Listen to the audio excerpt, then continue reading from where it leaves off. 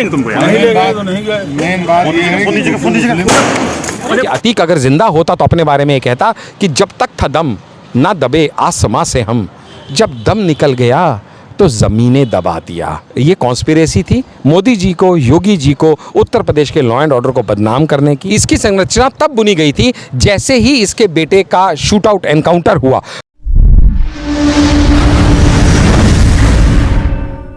कल उत्तर प्रदेश से एक खबर निकलकर सामने आती है कल रात में कि अतीक और अशरफ की गोली मारकर हत्या कर दी गई। यह खबर हर किसी को अपने आप में चौंका कर रख दिया, जिसके बाद आरोप प्रत्यारोप का दौर शुरू हो गया। सरकार को घेरने की लगातार कोशिश हो रही है विपक्षी दलों के द्वारा। समाजवादी पार्टी के नेता अखिलेश यादव का भी इस पर बयान आया। ओवैसी तक के तमाम उस बीच के जितने भी नेता हैं विपक्ष के, सारे लोगों का बयान आ चुका है। महुआ मोइत्रा बंगाल से भी बयान आ चुका है इस मुद्दे पे कि भैया जब कानून व्यवस्था आपका सही नहीं है, आप जब गोली बंदूक से ही जब फैसला करना है तो अदालत को बंद कर देनी चाहिए। लेकिन सवाल यही उठ रहा है कि जो उनको गोली मारकर हत्या कर दी गई, इसमें किसकी नाकामयाबी रही? सरकार, कुछ लोग सरकार की नाकामयाबी कह रहे हैं, कुछ पुलिस प्रशासन की नाकामयाबी कह रहे हैं। हम आपसे समझने की कोशिश करते हैं सर। अतीक और उसके भाई दोनों को कल गोली मारकर हत्या कर दी गई पुलिस के अंदर में, जब वो अस्पताल में मेडिकल जाँच के लिए जा रहे थे। तो आपके हिसाब से क्या है आगे का मुद्दा? देखिएगा, यहाँ पे ये बहुत ही एक दुखद और अकस्मात सूचना हम सबको मिली। हम सब स्तब्ध रह गए जैसे ये सूचना मिली कि अतीक और अशरफ दोनों को इस तरह से शूट आउट कर दिया गया है।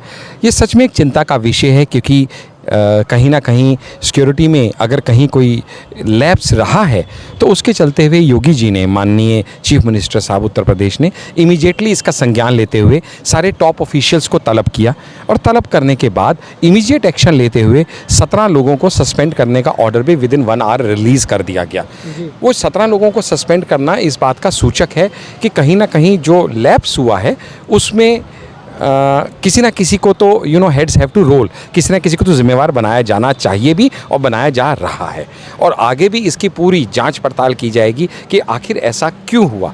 लेकिन यहाँ पे एक सवाल यह भी निकल के आ रहा है कि जब अतीक और उसके भाई को ले जाया जा रहा था, कुछ मीडिया रिपोर्ट्स के मुताबिक यह निकल कर सामने आया कि आधा घंटा तक उस हॉस्पिटल के अंदर में कोई भी सुरक्षा व्यवस्था नहीं थी, कोई भी आ जा सकता था। जब अतीक और उसके भाई को वहाँ ले जाया गया अस्पताल में, उसके बाद वो बैरिकेड लगाया गया कि अब इसके अंदर कोई नहीं जा सकता। इसमें कितनी सच्चाई है? देखिएगा, ये सब अभी मैटर ऑफ इन्वेस्टिगेशन है, इसके ऊपर कुछ भी टिप्पणी देना मुझे लगता नहीं उचित होगा। यहाँ पे समझना आपके दर्शकों को ये चाहिए कि अगर कहीं इसमें कोई इस तरह का एंगल निकल रहा है कि लोगों को ये समझने में दिक्कत आ रही है, या लोगों के मन में प्राइम सवाल ये है कि आखिर ये हुआ क्यों, आखिर ये करवाया किसने, आखिर इससे लाभ किसको होने वाला है। देखिएगा, हर एक मर्डर, हर एक के पीछे कोई ना कोई मोटिव होता है। अब आप ध्यान से देखिएगा, क्या इनको मरवाने से योगी जी को फ़ायदा होना था? जवाब है नहीं। क्यों? क्योंकि ये ऐसा व्यक्ति था जो किसी ज़माने में किंगपिन हुआ करता था, यूपी में इसका दबंगाई चला करता था और इसका साम्राज्य फैला हुआ था। लेकिन वो बातें ठहरी समाजवादी पार्टी के टाइम की। मोदी जी और योगी जी के आने के बाद लॉ एंड ऑर्डर काफ़ी हद तक डाउन आ गया था, जिसका सबूत ये था कि कुछ ही दिनों के अंदर इसको जो धर दबोचा गया और फिर इसके पूरे प्रयास के बाद भी यूपी में इसकी पेशी हुई। और फिर जब 2 दिन पहले इसके अपने बेटे का एनकाउंटर हो गया क्योंकि उसने सरेंडर नहीं किया, तो ये आदमी, मैं कहूँगा, एक तरह से फिज़िकली तो नहीं लेकिन इमोशनली और मेंटली मर चुका था। अब ये समझना होगा आपके दर्शकों को कि जो आदमी इमोशनली और मेंटली मर चुका है उसको फिज़िकली किसने मारा, ये समझना ज़रूरी है।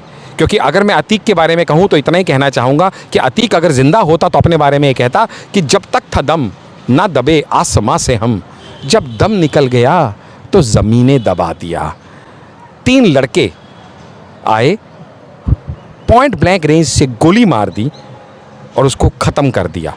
लेकिन ये किसकी साजिश है मैं आपको बताना चाहूँगा, इसके ऊपर खुलासा करने की ज़रूरत है। सोचिएगा, एक ऐसा आदमी जो पिछले 45 साल से अपराध का साम्राज्य चला रहा था, जिसको पालने पोसने वाले बहुत सारे पॉलिटिकल लोग थे। आप समझ रहे हैं मैं किन का नाम ले रहा हूँ, जिन्होंने इनको टिकट दिया, सांसद महोदय बनाया। वो लोगों के कितने राज इस आदमी के पास होंगे जो खुलने का डर अब सता रहा होगा। क्योंकि जो आदमी मेंटली और इमोशनली ब्रेक हो चुका हो, उसके पास खोने को अब कुछ बचा ना हो, हताश हो चुका हो, तो वो दर दर करके अब सारे राज उगलना शुरू कर देगा। इतना समझना कोई रॉकेट साइंस नहीं है। तो इसके मुंह खोलने से किसका पॉलिटिकल कैरियर खतरे में आ सकता था, ये एक सोचने का विषय है कि इसको मरवाने से फ़ायदा किसका होगा। जस्ट सेकेंड, दूसरा एंगल हो सकता है कि जब इसने कहा कि मुझे ओपनली वेपन्स मिलते थे, कहाँ से? पाकिस्तान से। किसके माध्यम से? लश्कर तैयबा के माध्यम से। तो ऐसे में इसके पास वहाँ के कॉन्टैक्ट्स होंगे, हैंडलर्स के नाम होंगे, कौन पैसा रिसीव हवाला से करता होगा, कौन आर्म्स की कंसाइनमेंट देता होगा, क्या इसको कोई प्रोजेक्ट्स भी मिलते होंगे कि भैया तेरे को आर्म्स तो दे रहे हैं लेकिन इन आर्म्स को यहाँ पे दंगे में इस्तेमाल करना है, यहाँ पे ये शूट आउट में इस्तेमाल करना है, कहीं ना कहीं उगराई भी करनी है। क्या क्या इन लोगों के कालाकांडी होंगी भगवान ही जानता है। लेकिन इसके पास ऐसे बहुत सारे लोगों के नाम, नंबर, कॉन्टैक्ट्स होंगे जो आईएसआई के स्लीपर सेल हो सकते हैं, जो आईएसआई के जासूस हो सकते हैं। इनकी जड़ें पूरे देश में कहाँ कहाँ फैली है, किस किस कार्यालय में, किस किस गवर्नमेंट ऑफिस में, कहाँ कहाँ मिनिस्ट्री में, कहाँ कहाँ व्यापार में, कहाँ कहाँ ये लोग फैले हुए हैं, क्या मालूम इसके पास कितना ब्यौरा था। और ये अगर मुंह खोल देगा तो उनके लिए कितनी बड़ी दिक्कत आ जाएगी।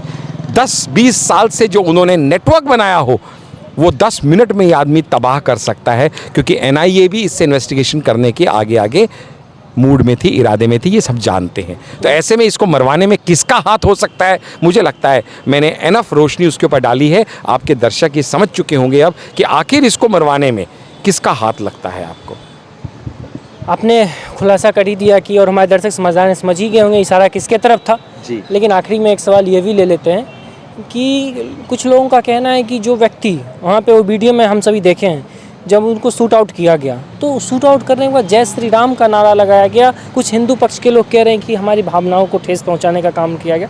जय श्री राम का नारा लगाने ऐसे लोग नहीं हो सकते हैं। लेकिन उसी दूसरे समुदाय के जो लोग हैं वो कह रहे हैं कि ये भारतीय जनता पार्टी की सोची समझी साजिश के द्वारा किया गया है। देखिएगा, मैं आपको फिर से यही बात क्लियर करूंगा कि पहली बात तो ये एक प्लांटेड मर्डर था, ये एक कॉन्स्पिरेसी थी।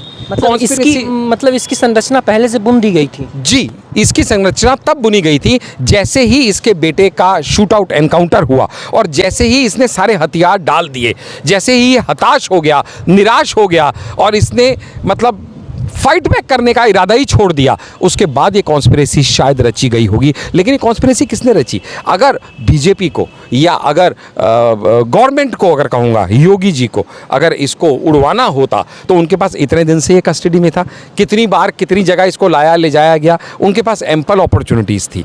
लेकिन ऐसा वो क्यों करेंगे? क्योंकि उनको इस समय सहानुभूति नहीं देनी है, इसको हीरो नहीं बनाना है, ऑपोजिशन को लॉ एंड ऑर्डर पे सवाल उठाने का मौका नहीं देना। लेकिन इसको किसने मरवाया? उन लोगों ने मरवाया जिनको इसके बहाने से योगी जी पे, लॉ एंड ऑर्डर पे उंगली उठाने का मौका मिल गया। नंबर 1। नंबर 2, अपना पॉलिटिकल कैरियर बचाने का मौका मिल गया। नंबर 3, आईएसआई का काम भी हो गया, लश्कर तोयबा का काम भी हो गया। यानी एक तीर से कई शिकार किसने किए, वो आपके दर्शकों को ये समझना ज़रूरी है। और नंबर 4, जब ये कहा जाता है ना कि भाई साहब ये जय श्री राम का नारा लगाया, तो मैं चाहूँगा आपके दर्शक एक बार दोबारा गूगल करके तीनों जो लोग पकड़े गए हैं उनका नाम चेक कर लें। उन तीनों में से एक भी मुस्लिम कम्युनिटी का नहीं है। ये सब प्लांटेड था कि किन लोगों को चुनना है, उनके नाम क्या होने हैं, उनके मुंह से क्या बुलवाना है। और ये भी प्लांटेड पहले से था कि तुमको सिर्फ एक असाइनमेंट दिया गया है, तुमको उसको गोली मारनी है और गोली मारने के बाद इमीडिएटली बंदूकें फेंक के सरेंडर कर देना है, सरेंडर सरेंडर चिल्लाना है, ज़मीन पे लेट जाना है, ना बचने की कोशिश करनी है, ना भागने की कोशिश करनी है, ना काउंटर अटैक करना है, क्योंकि तुमको बस इतना ही कहा गया था कि यही करना है। इनका कोई प्लान भी था ही नहीं, बचने का कोई सवाल ही नहीं था। ये एक तरह से आत्मघाती दस्ता बना के भेजे गए थे कि तुम्हारे परिवारजनों को हम लाखों करोड़ों या कुछ भी जो भी इनको कहा के भेजा गया हो या ब्रेन वॉश किया गया हो, तुम्हें सिर्फ उसको उड़ाना है और उसके बाद तुमको अपने आप को सरेंडर कर देना है। ये कॉन्स्पिरेसी थी मोदी जी को, योगी जी को, उत्तर प्रदेश के लॉ एंड ऑर्डर को बदनाम करने की। लेकिन जो लोग योगी जी को जानते नहीं वो जान ले कि योगी जी वो महंत बाबा हैं कि जो पत्थर उनकी तरफ उछाले जाते हैं उन्हीं पत्थरों से वो अपनी कामयाबी की नई इमारत बन के नया साम्राज्य सुख शांति का उत्तर प्रदेश में कायम कर देंगे। इसमें हमें कोई दो राह नहीं है।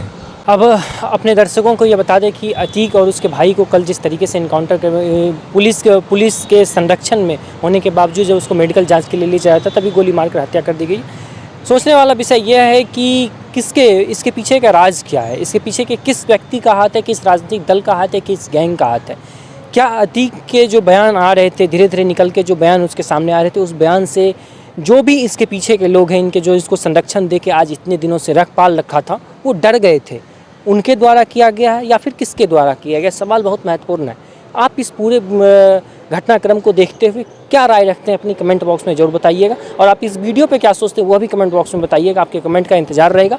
तो फिलहाल के लिए इतना ही, बाकी की तमाम खबरों के लिए देखते हैं नवी टीवी। धन्यवाद।